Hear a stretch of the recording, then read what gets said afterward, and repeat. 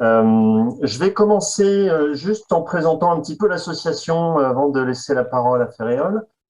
Donc, contenu, cette petite conférence est donnée donc dans le cadre de contenu. Contenu, c'est quoi? On est en fait un collectif de professionnels du contenu réunis sous forme d'assos.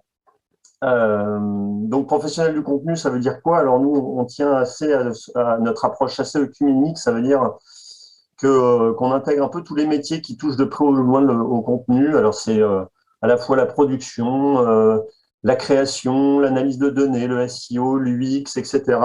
Et puis, comme justement, un ensemble de métiers qui bougent beaucoup avec des nouvelles appellations, d'autres appellations qui disparaissent, etc. Donc, on réfléchit un peu à tout ça et voir tout ce qui peut se passer dans ce domaine-là. On part du principe de toute façon que tous ces métiers sont amenés un jour ou l'autre à fonctionner ensemble autour d'une discipline qui nous tient à cœur, qu'on appelle la stratégie de contenu, qui est souvent mal définie, etc. Et on est là justement pour essayer de la définir un petit peu mieux. Voilà, pour la sauce. Donc on tient tous ensemble à rappeler qu'on est ouvert à tous. Donc, ce qui veut dire que on instaure beaucoup de dialogue. C'est d'ailleurs une des raisons de cette conférence de ce midi. On organise des rencontres, des échanges, des moments. Enfin, tout ça est un peu foisonnant et en pleine réflexion. Mais l'idée, c'est vraiment de susciter la conversation entre tous nos métiers pour arriver à avoir un discours un peu commun et construire quelque chose de collectif. Donc j'en profite aussi pour faire un petit appel à tous. Et si vous avez des sujets, des choses qui vous tiennent à cœur, des métiers que vous voyez émerger, des tendances dans vos métiers à vous, n'hésitez pas à nous en faire part. Mail, SMS, Slack, Pigeon Voyageur, on est à peu près équipé en tout. Donc voilà, posez des questions, n'hésitez pas. L'idée, c'est vraiment d'interagir et on fera en sorte de réagir aussi vite que possible, tout en sachant qu'il y a parfois des questions pièges et qu'on est obligé de discuter pour savoir ce qu'on entend. Et donc, ce qui veut dire que justement, s'il y a des choses qui sont pas forcément encore hyper bien cadrées, ben, parlons-en, organisons des petites rencontres comme celle d'aujourd'hui pour pouvoir mettre ça sur le tapis. Voilà, pour la présentation liminaire. Donc aujourd'hui, c'est Ferréol Lespinasse qui s'y colle. Alors, Ferréol, je pense que vous la connaissez, c'est une familière de la sauce. Elle est intervenue déjà plusieurs fois et aujourd'hui, elle voudrait nous parler de sobriété éditoriale. Alors, sobriété éditoriale, juste pour lancer le truc, c'est vraiment un sujet qu'on entend de plus en plus émerger, la notion de sobriété déjà, qu'elle soit numérique, etc. Donc la sobriété éditoriale s'intègre un peu là-dedans. Et Ferrol réfléchit depuis assez longtemps sur les modes opératoires, les moyens, la réflexion qui sous-tend tout ça. Et elle va un petit peu nous en parler aujourd'hui. Avec une question liminaire déjà. Pour toi, sobriété éditoriale, qu'est-ce que c'est, d'où ça vient, qu'est-ce que ça te sous-tend? Voilà, je te laisse la parole. Tu peux même te présenter si tu as envie. Oui, alors merci Pascal de me laisser la parole. Bonjour à tous et merci et toutes et merci d'être présents pour ce webinaire. Merci à Contenu de m'accueillir et puis j'en profite aussi pour remercier Capcom qui nous prête la connexion Zoom, ce qui permet d'enregistrer le webinaire.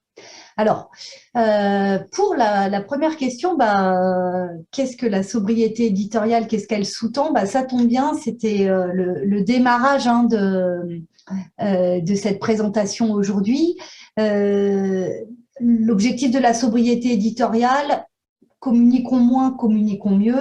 En fait, dans tous les domaines, on interroge la course à la surproduction, le contenu n'y coupe pas et c'est vraiment l'objet de cette sobriété éditoriale. L'objectif, ça va être, son objectif, ça va vraiment être d'alléger la charge mentale des internautes qui reçoivent énormément de contenu de toutes parts et qui ne savent plus en quoi croire, quel contenu est le bon, voilà, comment subsister dans cette déferlante de contenu. C'est aussi d'alléger le temps de travail des producteurs de contenu, parce que bien souvent, les producteurs de contenu se retrouvent confrontés à devoir nourrir de plus en plus de plateformes euh, à- à- et à produire énormément de contenu sans pouvoir souffler, prendre du recul sur leur stratégie, sur ce qu'ils font. Et puis également, ça vise aussi à alléger l'empreinte numérique du web, parce que cette empreinte numérique du web, elle est en constante augmentation. Donc voilà un peu dans le cadre de départ. Voilà, moi ce que je vous propose, c'est de vous présenter un peu le contexte de cette sobriété. Je vous montrerai ensuite en pratique comment encadrer cette sobriété. Je vous présenterai aussi quelques retours d'expérience. Et puis, je vous parlerai de ressources aussi que j'essaye de collecter sur le sujet. Ce que je vous propose, on a à peu près 1 heure de présentation. Il y a un petit temps à la fin pour les questions. Mais si jamais il y a des questions qui viendraient au cours de la présentation, n'hésitez pas à les poser via le chat. Et puis comme ça, Pascal pourra les faire passer. Voilà. Oui, pardon, effectivement, j'ai pas précisé tout ça, mais on se donne à peu près 45 minutes pour présenter tout ça, et ensuite, si on peut échanger sur le sujet, si vous avez des questions, n'hésitez pas, mais n'hésitez pas non plus, si vous avez des questions pendant la présentation, à les poser via le chat. Enfin, je pense que tout le monde a l'habitude maintenant, et on essayera. Enfin, moi, je trierai tout ça et je verrai s'il y a des moments opportuns pour en parler par rapport à la présentation, ou si on remet tout ça à la fin. Voilà, à toi. Merci. Alors, dans ce premier slide, voilà, je voulais faire en fait une prise de recul en fait sur Internet. Ça fait à peu près 20 ans qu'on utilise tous Internet. Google, on peut le dater autour de 98. La première fois que le mot stratégie de contenu a été utilisé, c'était dans les années 2000. Donc en fait, on est dans une discipline qui est assez récente, qui est en pleine émergence et qui a plusieurs âges de maturité. On avait tout d'abord, au début du web, c'était vraiment caractérisé par du contenu un peu copier-coller. On prenait ce qu'il y avait sur les supports papier, puis on le collait sur le web. On était quand même là toujours dans une communication un peu descendante. Le web considéré comme une base de données. Donc l'idée, c'était plutôt de dire, bah tiens, c'est super, j'ai un support, je vais pouvoir mettre tous mes journaux internes depuis 1988, sans savoir si l'internaute ou pas allait les consulter. Ça, c'était vraiment plutôt cette première étape d'émergence du contenu. Ensuite, et notamment avec toute l'émergence du marketing automation, le contenu, on s'est aperçu que le contenu était vraiment pivot central, puisque c'était bien beau d'avoir des outils, mais que pour qu'il y ait des interactions sur ces outils, le contenu avait toute sa part. Et donc, il a commencé à avoir ce que j'appelle le contenu est roi, et puis vraiment une forte émergence du contenu, avec malheureusement, il a commencé à y avoir des contenus prétextes. C'est-à-dire que le contenu devient prétexte au clic, donc on se met à publier énormément de contenu, et parfois au détriment de la qualité. Voilà cette émergence du contenu, le contenu est roi. Moi, à partir de 2015, j'ai commencé à parler d'écologie éditoriale que j'ai formalisée en 2019 sous la dénomination de sobriété éditoriale, en déclinaison de la sobriété numérique. L'idée étant vraiment de réfléchir à cette infobésité qu'il y a sur le web et de se dire, bon, ok, il y a sans doute des choses à faire, des choses à améliorer pour le bien de tout le monde. Donc voilà le démarrage, voilà d'où part cette sobriété éditoriale, sachant qu'au même moment, il y a on parle beaucoup d'empreinte numérique du numérique, de l'empreinte digitale du numérique, énergétique, pardon, du numérique en 2019. Aujourd'hui, on est une période dans laquelle on voit aussi, comme le disait Pascal, beaucoup d'acteurs qui agissent autour de la sobriété numérique. Et ça, d'ailleurs, je vous en parlerai tout de suite après pour vous présenter cet écosystème mais de la sobriété numérique. Mais là, l'idée, ce que je voulais aussi vous présenter quelques chiffres hein, qui sont à l'origine de la réflexion aussi autour de la sobriété éditoriale. Donc, 90% de la donnée a été créée dans les 2 dernières années. Il y a des chiffres, hein, notamment cités par Gary McGovern, 91% des pages du web ont un trafic nul sur Google. Et c'est aussi corroboré par Isabelle Canivet dans son ouvrage Refondre un site web, qui explique que c'est seulement 20% de la masse éditoriale du site qui génère l'essentiel du trafic sur les sites Internet. Donc en fait, le propos aujourd'hui, et c'est vraiment le propos de la sobriété éditoriale, c'est d'interroger les 80% restants. À quoi ils servent? Sont-ils essentiels? Et est-ce que ce ne serait pas mieux de les supprimer? Toujours pour alléger la charge mentale de l'internaute, le temps de travail du producteur de contenu et l'empreinte énergétique du numérique. Donc voilà. Il y a des chiffres hein, qui de toute façon ne cessent d'augmenter, qui montrent que le web représente 3,8% des émissions mondiales des gaz à effet de serre. Cette hausse de l'empreinte numérique, elle augmente de 9% chaque année. Tandis que d'un autre côté, la capacité d'attention baisse à 9 secondes, la mémoire immédiate baisse également. On parle même aujourd'hui de surcharge mentale, mais également de FOMO, la peur de manquer quelque chose. Donc on s'aperçoit qu'il y a vraiment comme une tension autour de cette surproduction de contenu, d'autant que la crédibilité des marques, elle s'émousse. La publicité inspire la défiance. Donc, l'idée vraiment de la sobriété, c'est vraiment d'aller interroger toute cette production de contenu. Et l'écosystème dans lequel se situe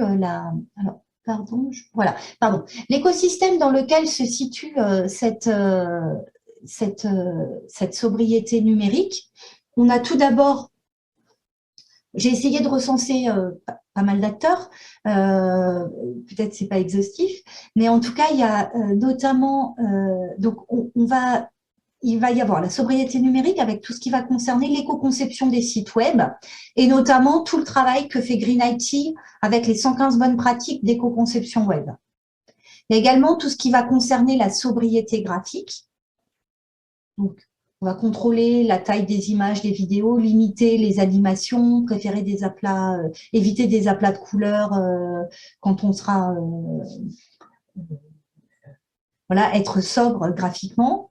Il y a également tout ce qui va concerner l'infrastructure web, le flux des données et leur stockage, et tout ce qui concerne aussi les terminaux. Car il faut le savoir, c'est la consommation excessive des terminaux, le fait qu'il y ait l'obsolescence programmée qui pollue le plus dans le web. Le fait qu'on doive changer, par exemple, son portable tous les 18 mois parce qu'au bout de 18 mois, il est à bout de course, etc.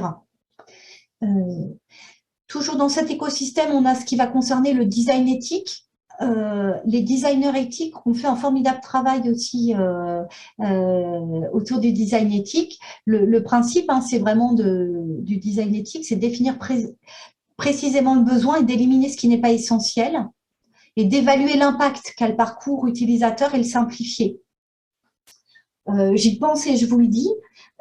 Autour de la sobriété éditoriale, j'ai publié un site qui est pour l'instant en démarrage et qui sera étoffé au fur et à mesure de ce que je pourrais produire. Ce site, c'est sobriété-éditorial.fr. Je vous donnerai l'adresse tout à l'heure. Et dans cette rubrique, dans ce site, vous avez une rubrique ressources dans laquelle vous avez à peu près tous les acteurs qui sont cités ici. Donc, je vous le dis, comme ça vous permet aussi de les retrouver. Et donc, dans l'écosystème de la sobriété numérique, on a le travail fait par The Shift Project. Ils ont notamment fait un travail sur l'impact des vidéos et le problème de cette empreinte numérique très forte. Il y a aussi l'INR, donc l'Institut du numérique responsable, qui a sorti il y a très peu de temps, un guide qui va étoffer toute la réflexion autour des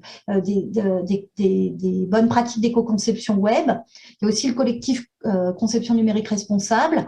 On va également aussi, même si c'est pas forcément de l'éco-conception, mais toutes les normes qualité web sont importantes parce qu'elles apportent de la qualité sur le web. Donc, il y a ce travail de sobriété éditoriale que je suis en train de vous présenter. Et il y a également aussi l'ADEME qui a publié un guide sur la communication responsable qui, pareil, propose des bases assez solides. Et puis, dans cet écosystème, on va avoir aussi tout ce qui concerne Internet comme étant, ce qui représente, ce qu'on n'oublie pas les fondamentaux d'Internet, Internet comme étant un bien commun, c'est ce que prône la FING et notamment également leur reset de leur programme. On va être aussi… Finalement, de gérer la base de données dans un WordPress. Alors, pardon, Alix, vous venez de… Alors, elle ne doit pas entendre. Je désactive son son, voilà. Donc, il y a également tout ce travail de la FING, de ce qu'ils ont fait avec Reset, qui concerne aussi la souveraineté, l'autonomie, et puis également tout ce que proposent aussi les outils Framasoft. Donc, voilà dans quel écosystème on se trouve. Ce que je vous propose maintenant, c'est d'aller explorer, c'est qu'on aille explorer donc ensemble tout ce qui va concerner la mise en pratique et les principes de sobriété éditoriale. Voilà. Alors, les principes de sobriété éditoriale, on va être autour de l'alignement, l'authenticité et la sincérité. Donc, ça, c'est un premier pilier. L'idée, c'est que vraiment l'éditorial soit là pour souligner l'alignement de l'entreprise entre ses actes et ses propos, porter sa raison d'être, sa contribution au bien commun. On va vraiment aller toucher aussi ce qui singularise l'entreprise, mais je vous présenterai ça plus précisément de suite. On va avoir comme autre pilier l'utilité, la clarté, l'efficacité, l'utilité des contenus qui sont utiles à la fois pour les utilisateurs et pour les objectifs de communication. Le troisième pilier, on va vraiment être sur la durabilité, l'entretien et le pilotage. L'idée, c'est vraiment d'envisager le contenu dans l'ensemble de son cycle de vie, de sa création, sa déclinaison, sa maintenance, à son archivage et à sa suppression. Et ça, c'est vraiment un principe clé. L'idée, c'est vraiment d'arrêter de polluer le web avec des contenus qui sont obsolètes ou plus visités. Donc, l'objectif, on va capitaliser, rationaliser, mesurer tout ce contenu pour essayer d'évaluer et d'améliorer son efficacité et sa performance. En quatrième point, on a la responsabilité, l'humilité et le respect. Responsabilité de tous les supports éco-conception du site web, la rationalisation aussi du nombre de plateformes de diffusion qui sont investies. L'humilité, c'est vraiment considérer la communication digitale comme un outil et pas comme une fin en soi.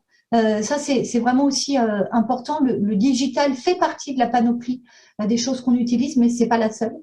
Et puis vraiment respecter l'internaute avec cette fréquence de publication qui n'est pas qui est à modérer également au regard déjà des ressources qu'on a en interne, au regard de l'intérêt de ce qu'on publie. Puis là, je reviendrai dessus aussi un peu plus tard sur cette fréquence de publication, mais voilà déjà les 4 piliers. Et l'idée, c'est vraiment, pour chaque action, on va évaluer l'opportunité de communication versus l'habitude de communication. Trop souvent, les entreprises communiquent par habitude parce que tout le monde communique sur ce sujet. Moi, ce que je propose, c'est vraiment qu'on aille interroger, poser des questions. Est-ce que ça vaut le coup, par exemple, de tout le temps… quand on ouvre son LinkedIn le 4 janvier au matin, là, on a une déferlante d'images, de contenus qui nous souhaitent bonne année, mais c'est de la com de masse. Qui n'est pas du tout personnalisé. Est-ce que ça vaut le coup de continuer à envisager, par exemple, une communication de cette sorte, une communication de masse qui finalement, on le sait, n'intéresse pas les gens, n'est pas vue, les chiffres le prouvent. Donc voilà, moi, ce que je propose d'aller regarder, d'aller interroger.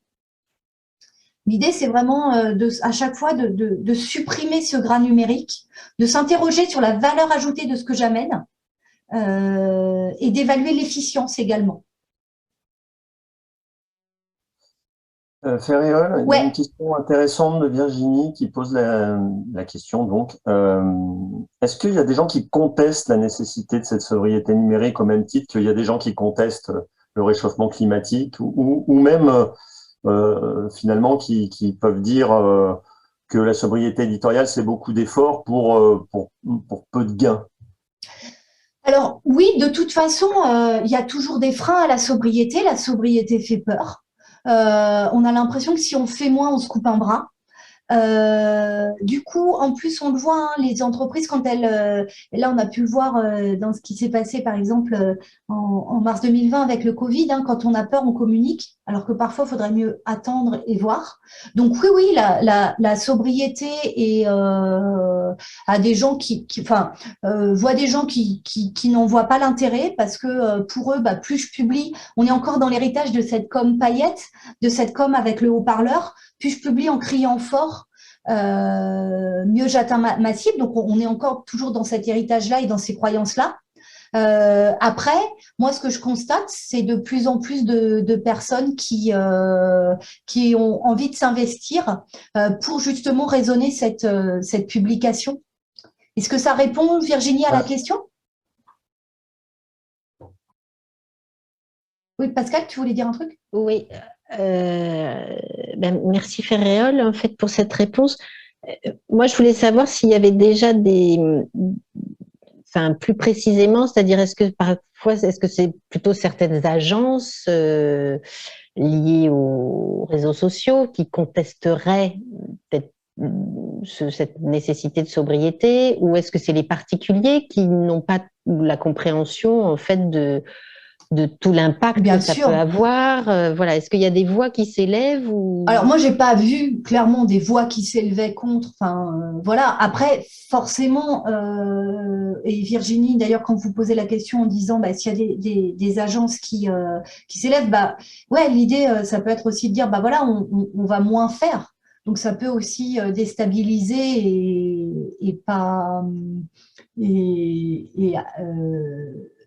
et si l'agence a tendance à conseiller à faire énormément, oui, ça peut déstabiliser l'agence. Mais je sais pas. Enfin, après, clairement, j'ai pas de.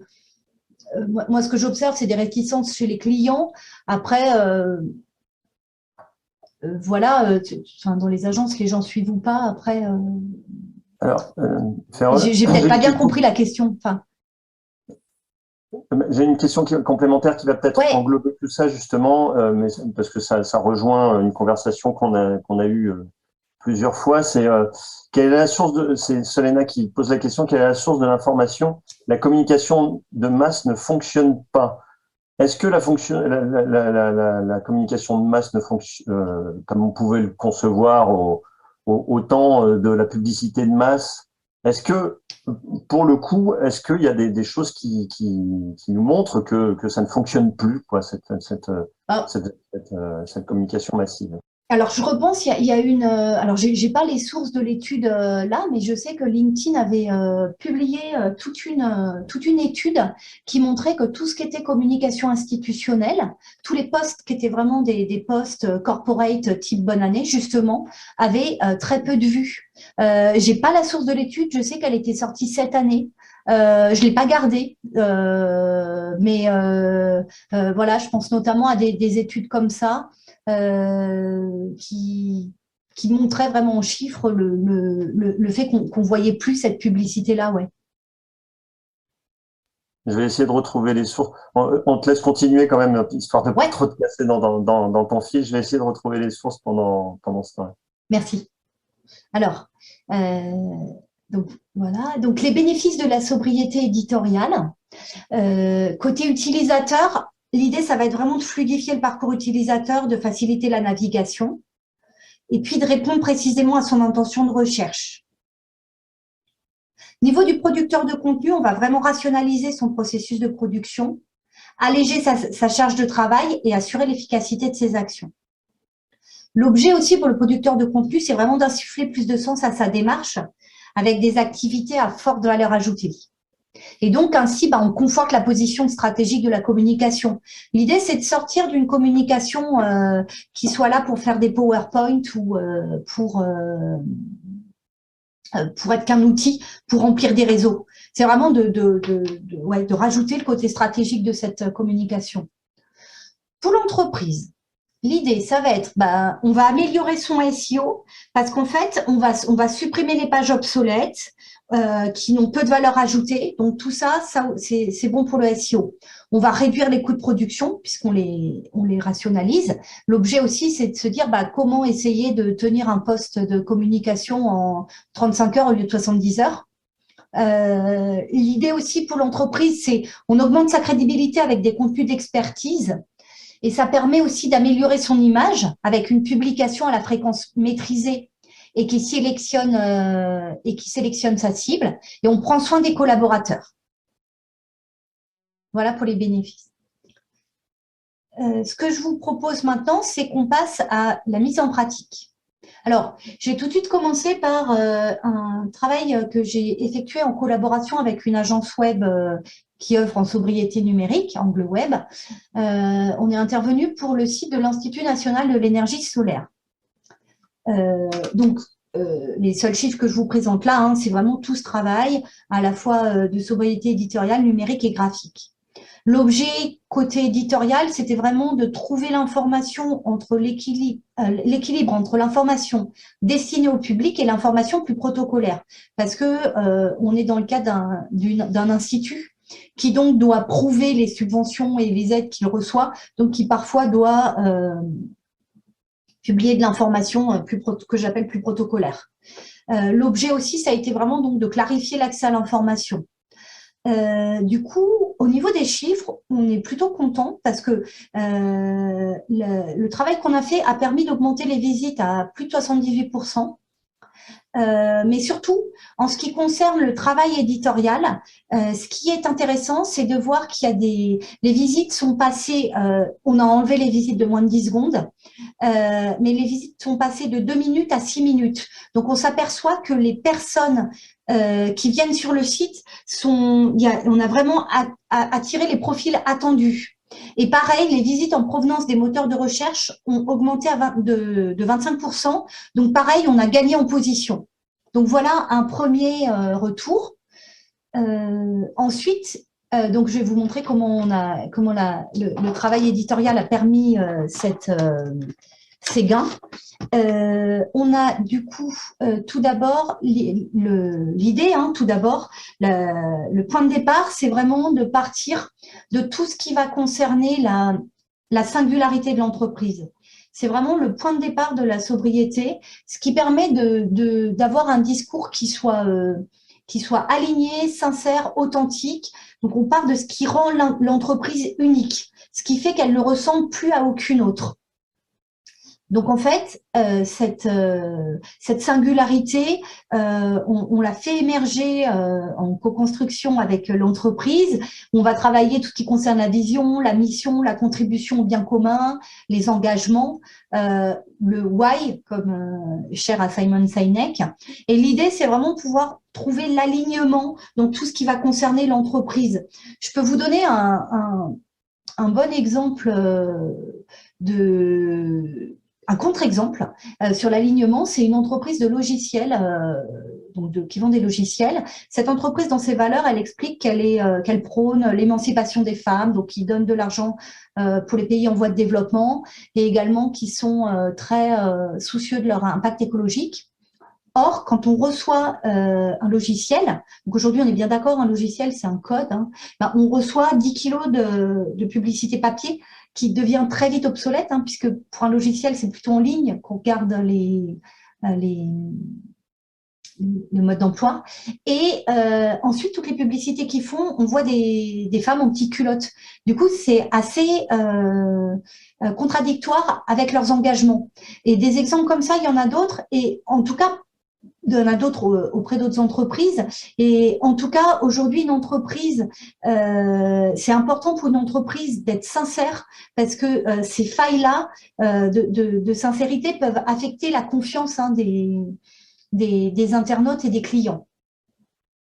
Donc, le premier point de départ, c'est vraiment cette singularité. Et je vais vous donner un exemple. C'est une entreprise que j'accompagne depuis quelques années maintenant qui vend des panneaux acoustique. Donc, en fait, d'un côté, on pourrait se dire, bon, bah, ok, c'est un vulgaire vendeur de panneaux acoustiques. Mais d'un autre côté, cette entreprise œuvre pour un équilibre sonore naturel. C'est-à-dire qu'en fait, elle a fait une étude clinique qui prouve l'efficacité de ses solutions. Elle a un retour d'expérience auprès de 8000 utilisateurs et elle a un laboratoire en interne qui vraiment travaille sur cette notion d'équilibre sonore naturel et des gains que ça apporte au public. Et donc, en fait, bah, l'idée d'aller chercher la singularité de l'entreprise, c'est vraiment de pouvoir la faire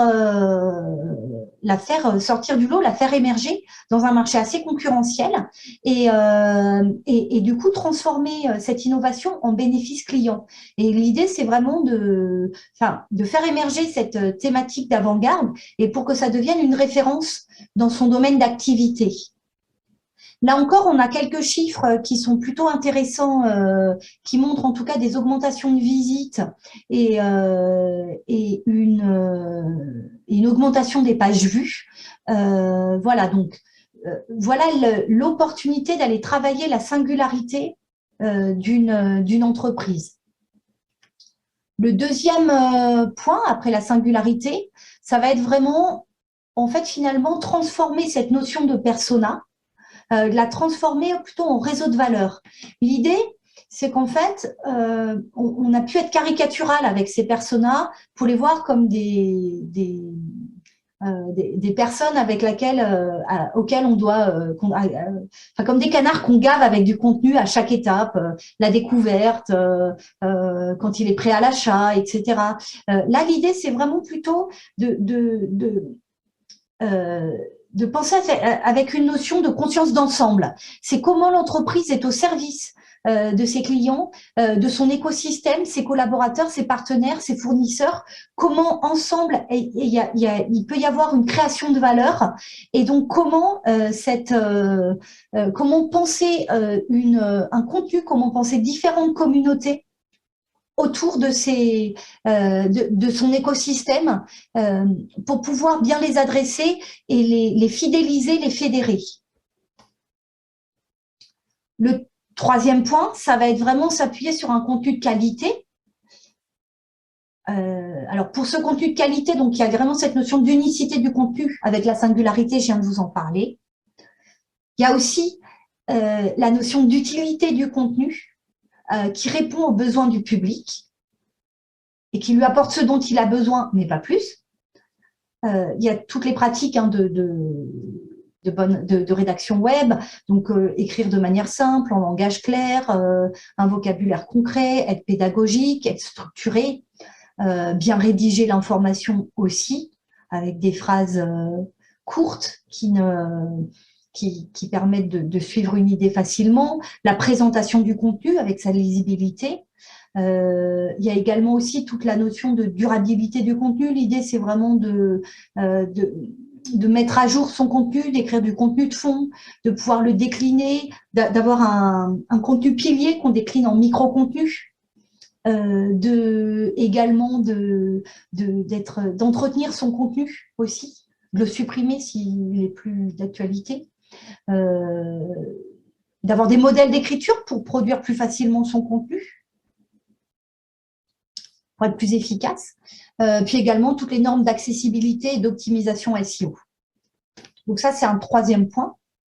Le quatrième point, ça va être du coup cette notion de cycle de vie du contenu. L'idée, ça va être vraiment d'interroger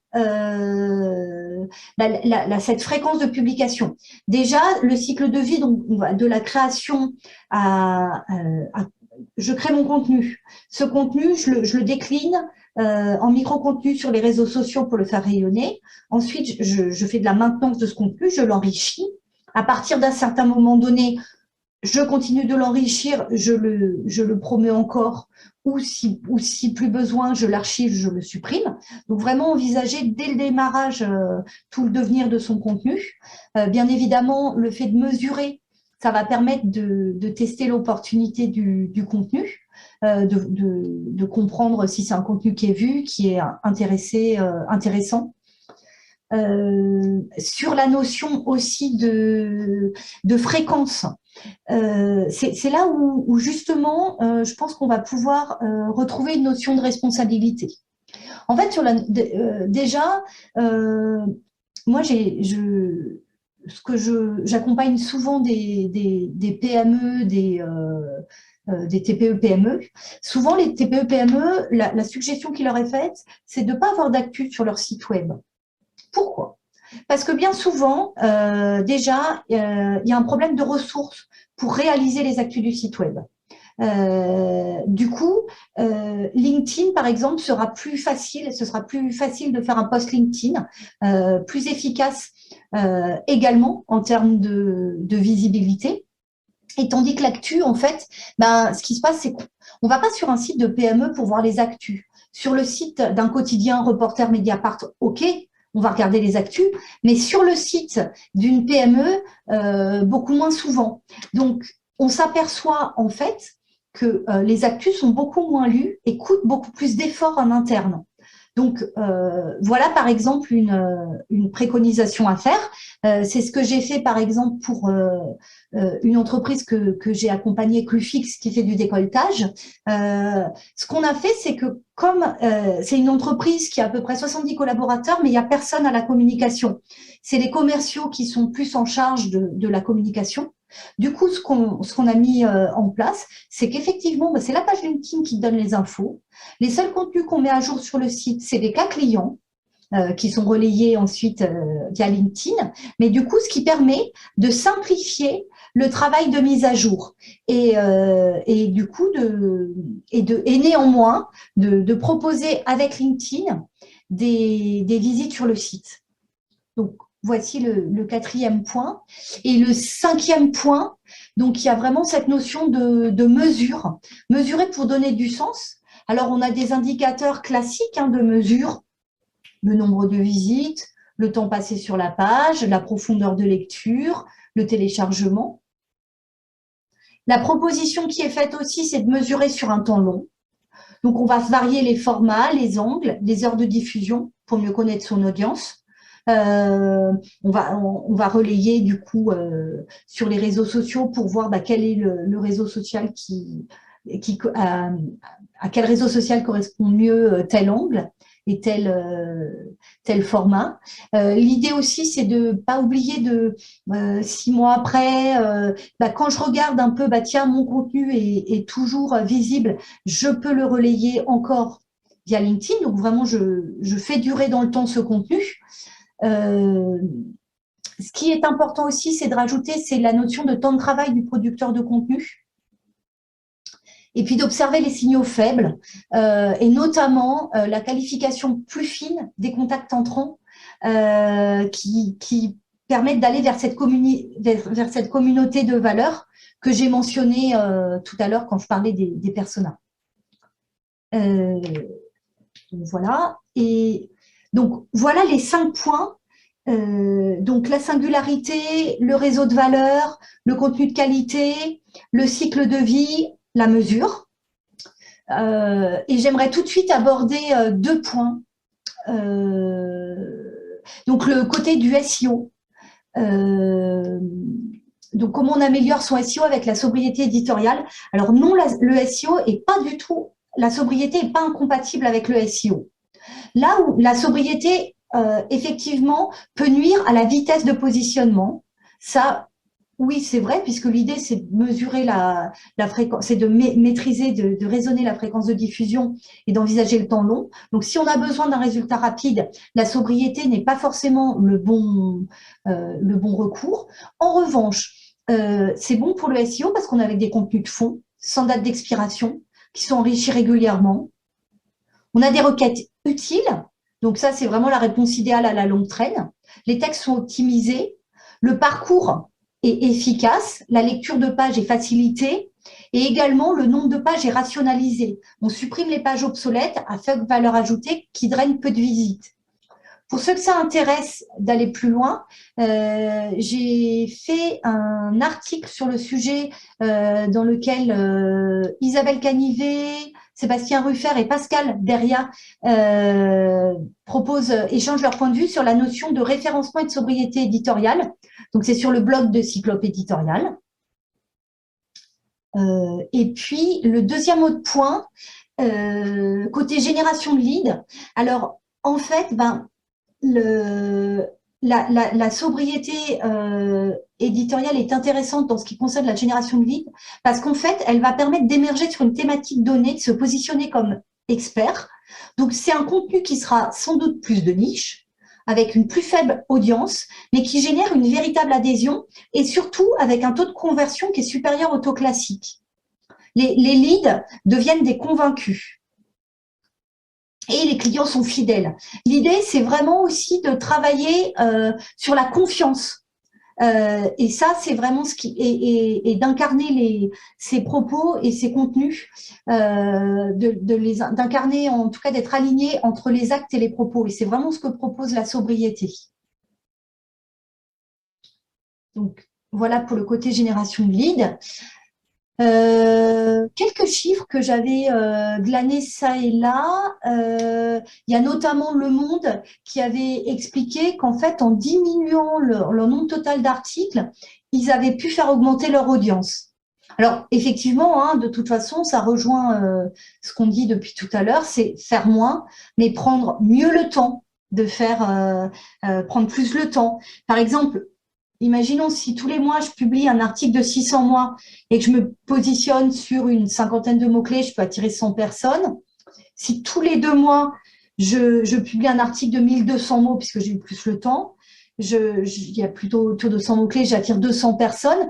Dans le deuxième cas, mon audience est plus satisfaite puisque c'est un contenu qui est plus riche. Et moi, je suis plus satisfaite parce que j'ai écrit un contenu que je préfère. Donc, en fait, il y a vraiment ces notions-là. Il y a aussi Plaisir qui ont expliqué qu'en fait, en baissant réduisant leur fréquence de diffusion des contenus, parce qu'ils ont réussi à augmenter leur lead et à augmenter leur trafic. Voilà côté chiffres. Donc, voilà ce que je voulais vous partager. Et puis, alors, on va arriver là à la conclusion. En conclusion, moi, j'aimerais réfléchir avec vous, j'ai pas de réponse, hein, mais j'aimerais réfléchir à cette notion de responsabilité du producteur de contenu. Aujourd'hui, nous, notre rôle, c'est de sensibiliser nos clients à une communication responsable. Il y a un sociologue il y a un sociologue qui s'appelle Dominique Boulier. Lui proposait des pistes intéressantes, je trouve. C'est dans le livre Déclic que vous pouvez trouver cette citation. Lui, il disait qu'en fait, par rapport au problème de charge mentale, au FOMO, dont j'ai parlé en introduction, en fait, l'idée, ce serait que les plateformes limitent à un tweet ou à un like la participation des internautes pour peu à peu les rendre moins addicts des réseaux sociaux. Est-ce que nous, en tant qu'entreprise et en tant que conseiller d'entreprise, on n'aurait pas quelque chose à proposer à nos clients comme ça, d'aller vers une publication plus réduite, mais pour respecter davantage l'internaute? Au-delà de ça, la responsabilité du producteur de contenu, c'est comme je le disais tout à l'heure, on ne mise pas tout sur le digital.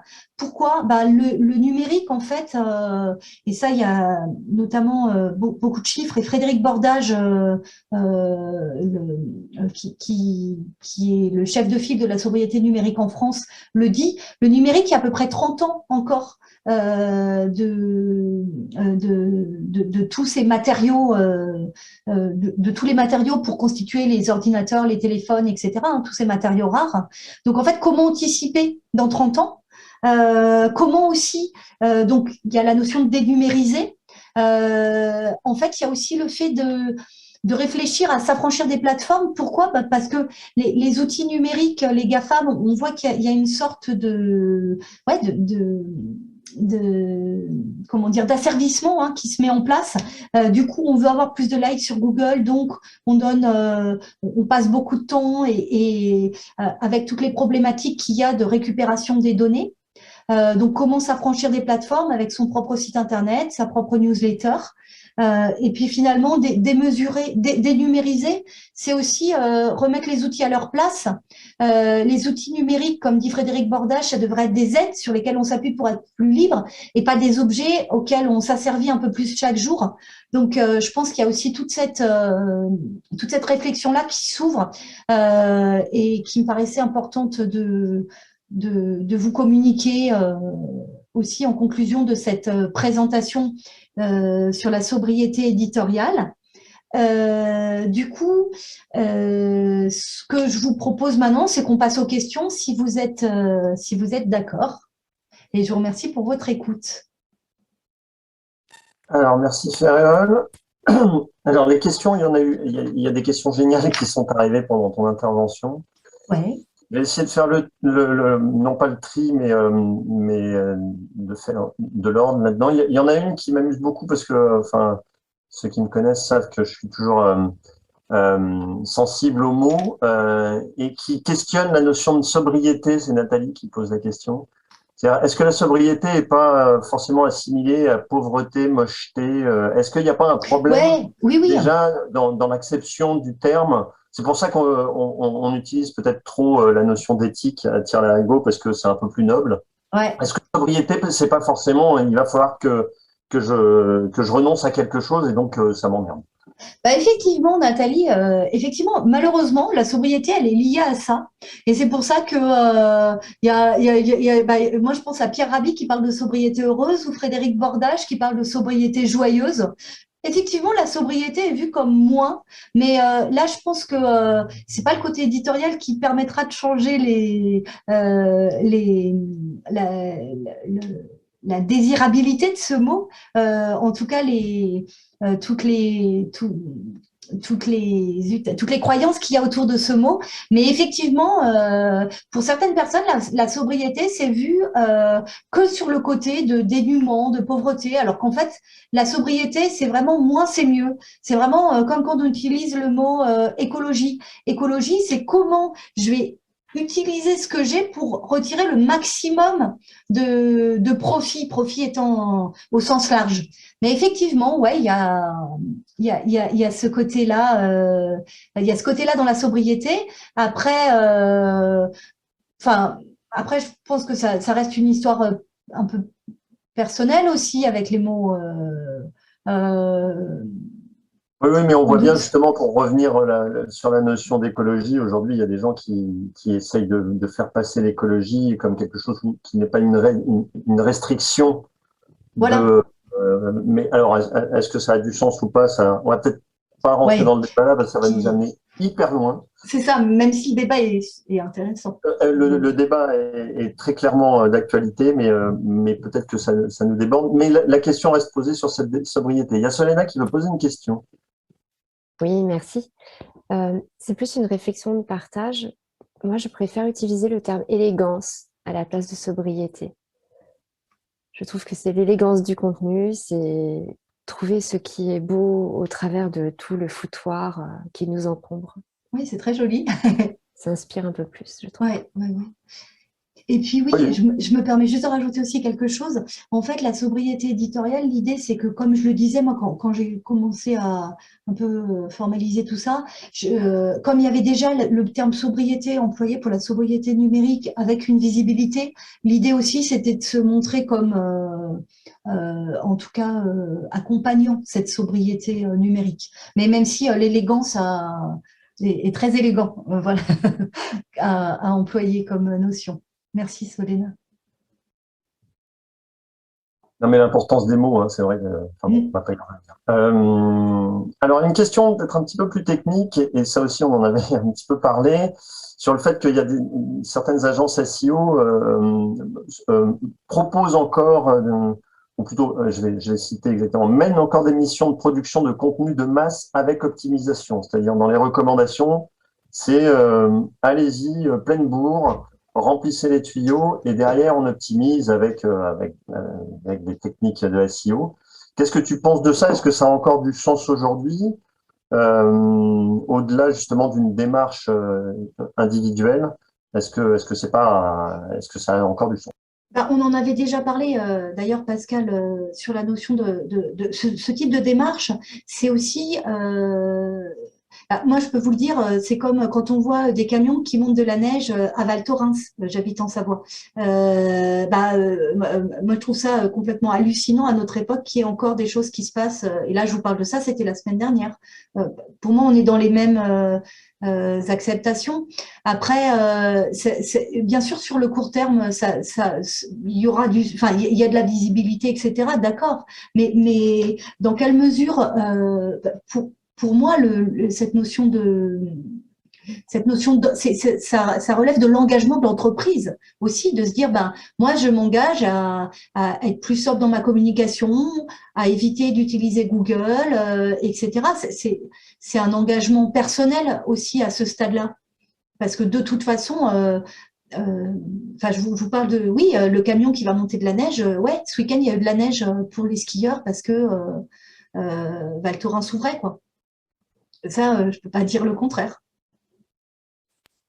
Après, voilà, moi je le vois vraiment comme étant un engagement personnel aussi et quelque chose qu'on peut proposer aux clients qu'on accompagne pour leur dire, voilà, il y a plusieurs options, à vous de choisir celle qui vous paraît la plus responsable. Oui, ça, c'est une des grandes réflexions qu'on peut avoir. Effectivement, c'est qu'aujourd'hui, alors tu nous as montré des chiffres qui démontrent quand même qu'il y a un résultat dans la sobriété, un résultat pas forcément immédiat, mais en tous les cas un investissement qui fait que on se retrouve finalement aussi dans la course, ouais. Moindre production, mais qu'il y a aussi un gros engagement de l'entreprise à ne pas participer à, comme tu donnes un très bon exemple de remonter de la neige ou alors skier au Sahara, ce qui est peut-être encore pire. Mais voilà, il y a quand même une démarche peut-être éthique à un moment donné à avoir, responsable. Oui.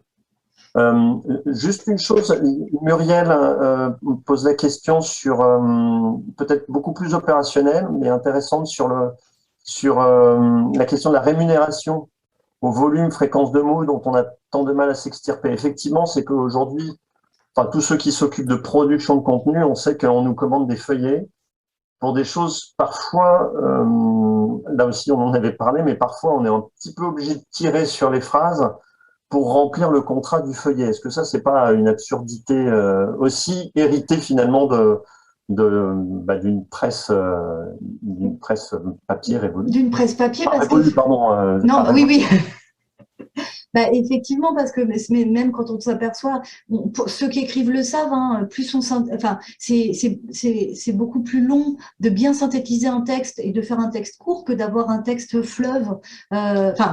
Toute proportion gardée, hein, quand je dis mais synthétiser un propos. Donc, effectivement, sans doute là, l'idée c'est vraiment en fait, je pense qu'il faut voir un cheminement éditorial plutôt qu'un texte en nombre de signes. Et c'est là où aussi notre travail prend plus d'envergure et puis du coup sort de cette rémunération au feuillet, ouais, effectivement.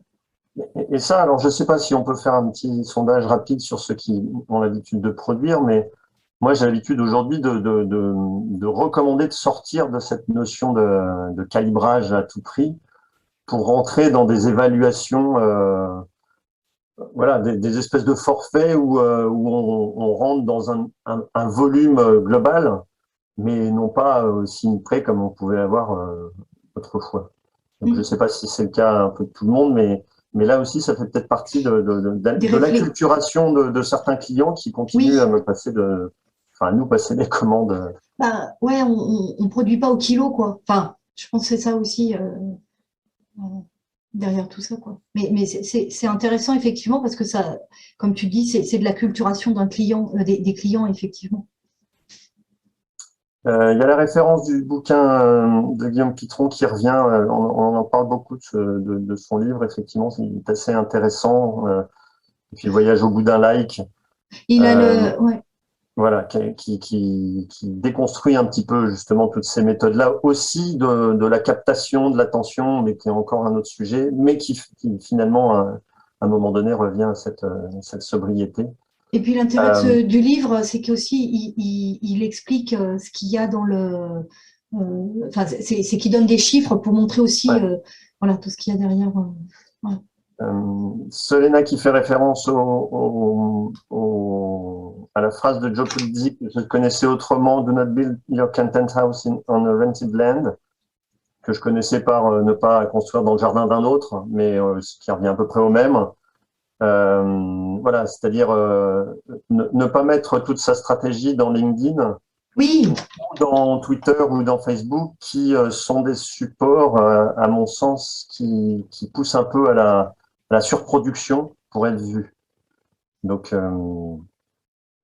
voilà. Et puis, je remonte.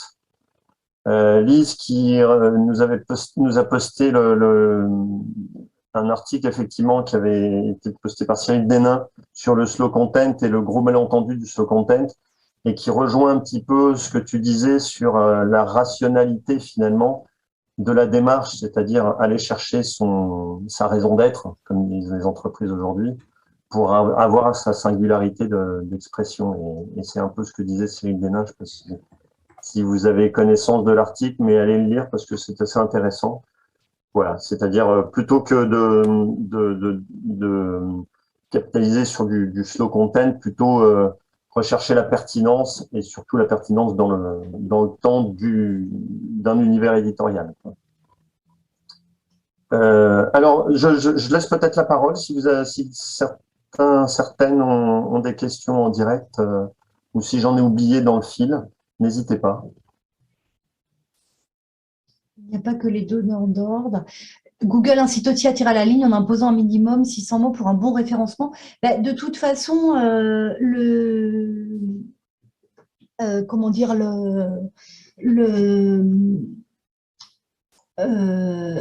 l'idée aussi, c'est d'écrire du contenu long. De toute façon, un contenu sobre, c'est pas un contenu court, c'est un contenu qui est détaillé, qui est enrichi sur un sujet. Par contre, c'est justement comme j'ai bien travaillé mon sujet de fond, je suis pas obligée de répéter régulièrement ce contenu, en fait. Donc pour moi, c'est pas du tout incitatif.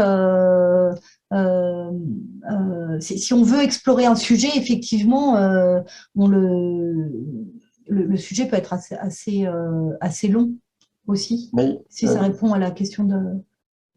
justement, pour compléter, c'est un peu ce qu'on disait sur les réseaux sociaux. Je trouve qu'il y a une espèce d'acculturation là pour le coup il faut produire beaucoup, et Google se met, ça fait un petit moment, mais à dire qu'il faut produire long pour être bien référencé. Donc tout ça participe un peu à un contrebalancement de ce qu'on essaye de faire nous, c'est-à-dire essayer de faire seul. Donc encore une fois, la sobriété, mais comme l'a montré Ferréol, il me semble, c'est pas qu'une histoire de longueur de texte, mais c'est aussi peut-être de duplication, peut-être aussi de réplication, parce que Oui.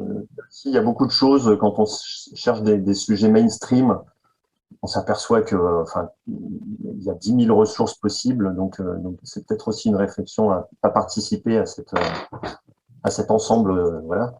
Ouais. Mais voilà, je ne sais pas si tu as quelque chose en complément. Moi, alors j'ai rien en j'ai rien en complément s'il n'y a pas d'autres questions. Juste, donc, je vous ai mis dans la discussion sobriétééditoriale.fr/ressources, comme ça vous verrez les ressources que j'ai mentionnées. Et effectivement, il y avait une question dans le chat. C'est bien Déclic, le livre dont je parlais, que j'ai cité. Pour ceux qui voudraient aller plus loin, donc le site sobriétééditoriale.fr, moi je suis en train de structurer un livre de bonnes pratiques sur la sobriété éditoriale. L'idée, c'est de faire un peu le pendant des 115 bonnes pratiques d'éco-conception web, de faire le pendant côté éditorial. Ce guide, il va sortir au premier trimestre 2022. Si vous voulez être intéressé, si vous voulez être informé, vous pouvez vous inscrire sur la newsletter donc du site sobriétééditoriale.fr. Je communiquerai également par les réseaux. Voilà pour cette information. Puis sans doute, on fera peut-être un webinaire contenu pour présenter le guide. Et puis voilà, voilà ce que je voulais compléter comme information. Voilà. Ça me semble parfait. Il est 13 h. On est même on rentre dans les clous au niveau du timing. Donc parfait, sauf s'il y a des questions encore. Olivier qui pose la question. Réfléchir à la pertinence de la création des contenus hybrides, qualitatifs, papier et digital comme option à une forme de sobriété éditoriale. Alors là, effectivement, c'est clairement oui, tout ce qu'on s'est dit sur les dispositifs éditoriaux qui sont à mener, mais ça c'est vraiment le fond de nos métiers, il me semble. Et c'est en tous les cas ce qu'on essaye de mener, nous, à Contenu, c'est d'arriver à faire travailler tous les supports possibles autour d'une stratégie de contenu. Effectivement, oui. Effectivement. Voilà. Si vous le voulez bien, on en restera là. On peut continuer la discussion sur le Slack. Il n'y aura pas il y a pas de souci si vous êtes intéressé. Et puis de toute façon, un prochain temps pour échanger sur peut-être un autre sujet. Toujours pareil, n'hésitez pas à partager si vous avez des questions qui vous touchent. Un grand merci à tous, en tout cas, et une bonne fin de journée. Merci. Au revoir, merci. Au revoir.